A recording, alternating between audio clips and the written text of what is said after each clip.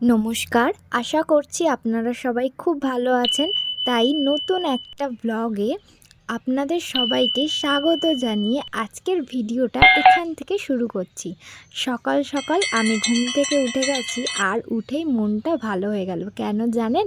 এই যে এত ঝলমলে সুন্দর ঝিকিমিকি রোদ দেখে আরও সুন্দর লাগছে। আর একটা জিনিস শুনে, সেটা হচ্ছে পাখির কিচিরমিচির আওয়াজ, যেটা প্রতি সকালবেলা না শুনলে একদমই মনটা ভালো লাগে না, যে আজকে সকাল সকাল মনেই হয় না। তো যাই হোক, আজকে সকালবেলা এইটা আমি আকাশের মধ্যে দেখতে পাচ্ছি। তো এটা দেখানোর জন্য ফোনটা ছুটতে গিয়ে ঘর থেকে নিয়ে আসলাম, এসে এটাকে ক্যাপচার করে আপনাদের জন্য রেখে দিলাম। আপনারা যদি জানেন আমাকে কমেন্টে জানাবেন। অনেক কথা বলা হয়েছে, এবার যাতে আর দেরি না হয়ে যায়, তাই চুপচাপ রান্না করতে বসে গেলাম। আমি তো একদমই চুপচাপ থাকতে পারি না। তো যাই হোক, আজকে রান্নায় কি কি আছে বলে দিই। আছে মিক্সড ফ্রাইড রাইস, তার সাথে চিলি ফিশ ড্রাই কিন্তু, আর তার সাথে চিকেন আলুর একটু কষা বা একটু ঝোল। এই দুটো রসুনের কোয়া দিয়েই আজকে চিলি ফিশটা হবে। ড্রাই চিলি ফিশ খেতে আপনারা কে কে ভালোবাসেন আমাকে কমেন্টে জানাবেন। আমার তো খুবই পছন্দ, আমার থেকেও বেশি যার পছন্দ সেটা হচ্ছে আমার হাজব্যান্ডের। আপনাদের সাথে কথা বলতে বলতে আমার ড্রাই চিলি ফিশটা হয়েই গেছে। তার সাথে আমি কিছু ভাজা সবজি দেখিয়ে দিই। এখানে যেমন হচ্ছে বিনস, গাজর, ক্যাপসিকাম, মটরশুঁটিটা ভাতের সাথেই দিয়ে দেব। আর তার সাথে আছে একটু ডিম, তার সাথে চিকেন। অলরেডি এগুলো হয়ে গেছে, কিন্তু চিংড়ি মাছটা এখনও ভাজা হয়নি। আর মাংসটাও ওখানে ম্যারিনেশন করা রেখে দিয়েছি।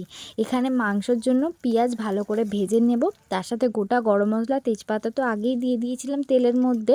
আর এখানে মাংসটা নুন, হলুদ আর লেবুর রস দিয়ে মাখানো আছে অনেকক্ষণ আগে থেকেই।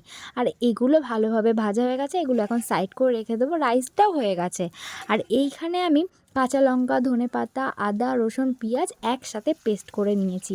আর হালকা আঁচে এই তেলের মধ্যে, মানে যেখানে পেঁয়াজ ভাজা হচ্ছিলো তার মধ্যেই আমি মাংসগুলো হালকা পাতলা করে ভেজে নিচ্ছি।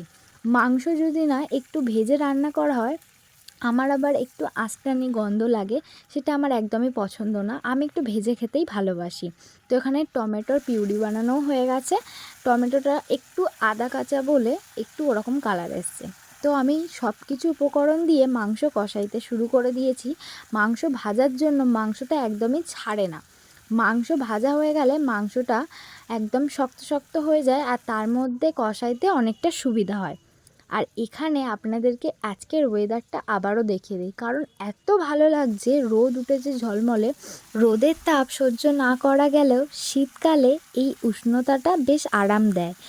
তো এরকম অবস্থায় আমি এই মাংসটা আলু দিয়ে ভালোভাবে কষিয়ে নিচ্ছি, আর আঁচটা একটু বাড়িয়ে দিয়েছি যাতে একটু পোড়া পোড়া স্মেল আসে। এটা বেশ ভালোই লাগে মাংসের তরকারিতে। এখানে আমি মিক্সড ফ্রাইড রাইসের জন্য ঘি হাঁড়ির মধ্যে পুরোভাবে মিশিয়ে দেব। তারপরে পার্টকে পার্ট মিক্সড ফ্রাইড রাইসের জন্য রাইস আর মিক্স জিনিসগুলো সব কিছু দিয়ে দেব। এখানে 2 বোল ভর্তি রাইস আছে, আর তার সাথে মটরশুঁটিটা আমি দিয়ে দিয়েছিলাম, কারণ তেলের ওপরও মটরশুঁটি দিলে ভীষণ ফাটে।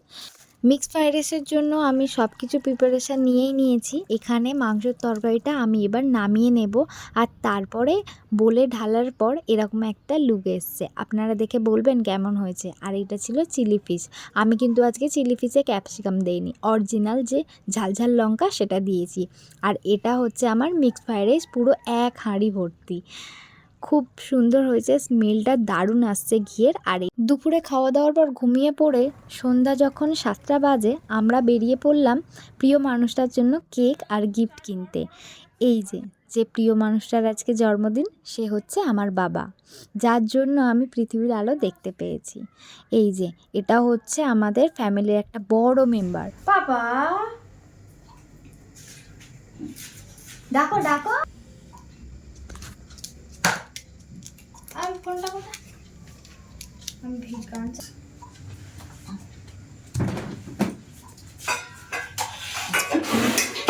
বসো।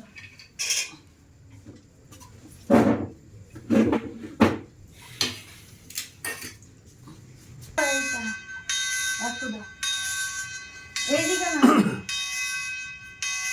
প্রথম কেটে মাকে দেবে।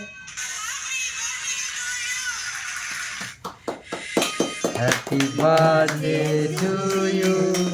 Happy birthday to you. Happy birthday to you. Happy birthday to you. এবার তুমি দাও, ডানা দিয়ে দাও।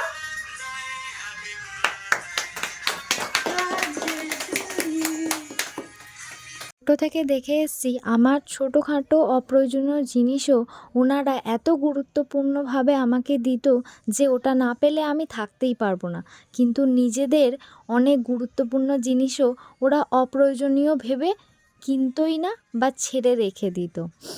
এই জিনিসগুলো কেন হয় আর কেন আমরা বড় হয়ে বুঝি সেটা ছোটোবেলায় বুঝতে পারি না।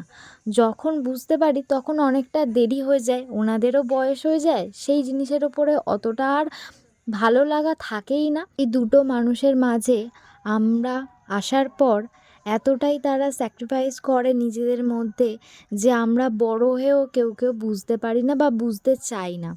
সেটা ভেবে নিজেদের এত কষ্ট লাগে আর নিজেদের এত ছোট মনে হয়, সেটা হয়তো বাবা মা না হলে বোঝাই যায় না। কিন্তু এখন বুঝতে পারি, এতটা বড় হয়ে বুঝতে পারি যে তেনারা আমার জন্য কতটা স্ট্রাগল করে আজকে আমাকে বড় করেছে। তারপর যে গিফটটা কিনে এনেছি সেটা হচ্ছে মায়ের তরফ থেকে ভালোবেসে বাবাকে দিয়ে একটা ছোট্ট গিফট। সেটা ছিল হেডফোন। বাবার সব আছে, স্মার্ট ওয়াচ, ফোন, কিন্তু হেডফোনটা অনেক দিন আগে থেকেই ছিল না, তাই হেডফোনটা মাকে বলে পছন্দ করে বাবাকে গিফট দিয়ালাম। আপনারা বলবেন কেমন হয়েছে। এই বাবা মা শব্দটা যে আমাদের জীবনে কতটা অমূল্য একটা শব্দ সেটা হয়তো আমরা কোনোদিন কাউকে বোঝাতেও পারবো না, একমাত্র আমরা আর বাবা মা নিজেরা রিয়েলাইজ করতে পারে। বাবা সারাদিন ডিউটি করে, তাই সন্ধ্যার পর থেকে যেহেতু বাড়ি থাকে তাই জন্য পায়েসটা বাবাকে এই রাতে ডিনারের সাথেই দেওয়া হয়। বাবা যেহেতু রাতে ভাত খেতে একদমই পছন্দ করে না, তার জন্য এত কিছু আয়োজন পরোটার সাথে।